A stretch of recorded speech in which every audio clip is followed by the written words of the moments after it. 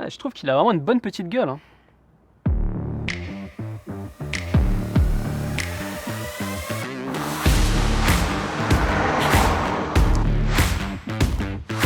Aujourd'hui, je vous emmène avec moi découvrir le premier SUV 100% électrique de Honda, le Anyone. Il est très attendu et j'avoue que pour y aller, je me suis fait un petit plaisir. J'ai pris la Honda E, la petite Honda E, le concept car sur route.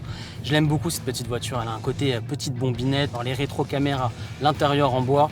Franchement, j'aime beaucoup cette petite voiture.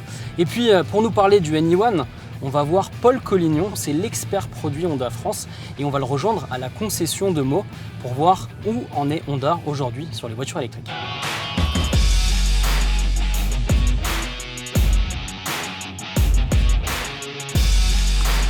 Salut Paul. Salut Julien. Tu vas bien? Très bien et toi? Bienvenue chez Honda.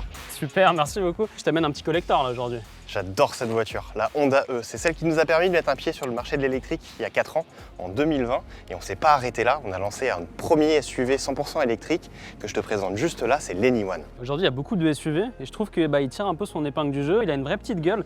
Il y a un côté presque latin. Pour une japonaise, j'avoue, je m'attendais pas trop à ça. Tu l'as dit, c'est une vraie japonaise avec un design qui lui est spécifique. Et pour un SUV, il va avoir une ligne de coupé à l'arrière. Tu me parles de l'arrière. Elle est où la trappe? Parce que sur une voiture électrique, c'est un peu le nerf de la guerre. Effectivement, on n'a pas de port de charge à l'arrière. Il se trouve derrière cette calandre. Et bien en appuyant sur ce bouton, on trouve la trappe de charge qui se trouve juste là. J'aime bien ce genre de détail, tu vois. T'as le petit bouton, il est caché, t'as la trappe secrète. Je trouve ça très très cool. Si elle est chargée, on va faire un tour. Prends le volant. Je peux conduire? Trop cool. Allez, on y va.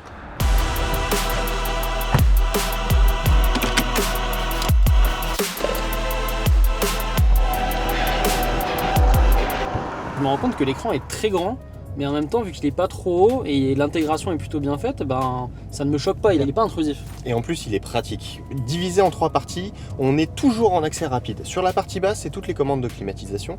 Au milieu, on a sur le fonctionnement du véhicule, son débit de puissance, pour comprendre comment fonctionne le véhicule en temps réel. Et sur la partie haute, on a tout ce qui est connectivité avec l'Apple CarPlay sans fil. Parce que ça, c'est important. Typiquement, quand les gens roulent, avoir la clim en accès direct, c'est très important.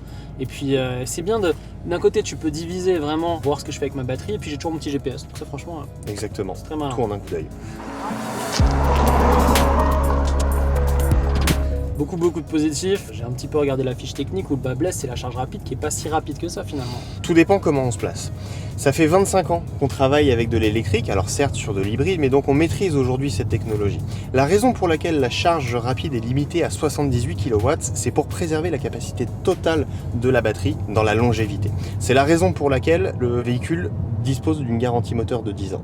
Okay, parce qu'effectivement, j'ai lu que les charges rapides, ça peut un peu choquer la batterie. Là, votre but, c'est vraiment la fiabilité avant tout. Effectivement, on fait des véhicules qui sont conçus pour durer. Ok, pareil. Quand je suis monté dans la voiture, j'ai vu ce petit bouton, j'ai envie de l'appeler le petit bouton magique.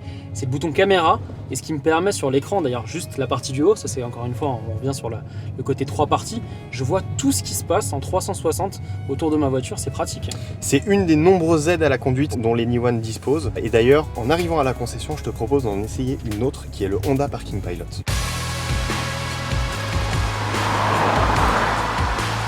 On arrive à la concession, j'aimerais bien me garer ici. Et on va essayer le Honda Parking Pilot. Tu appuies dessus et grâce à la caméra 360, il analyse ton environnement. C'est très stylé, j'ai l'impression qu'il y a un drone au-dessus de la voiture. Et exactement. Et il cherche une place. Tu veux te garer ici? Ouais, je vais me garer là. Ok, on le confirme. Ok. Je rappuie sur le bouton et là tu lâches complètement le volant, les pédales et la boîte de vitesse. Je te fais confiance. Tu peux faire confiance à la voiture. Je fais confiance à Honda. Ok, c'est impressionnant. Ce qui est bien aussi, c'est qu'on voit sur l'écran ce que la voiture voit. Exactement, c'est pour te sécuriser, te dire exactement où est-ce qu'il va s'arrêter et toutes les manœuvres qu'il va effectuer pour se garer. Je ne freine pas, je n'accélère pas, elle fait tout toute seule. Ça, c'est pratique. Elle fait tout toute seule. Paul, c'était vraiment un plaisir. Et puis, j'aime beaucoup les intérieurs clairs. C'est important, je trouve aujourd'hui, il n'y a que des intérieurs un peu noirs, austères.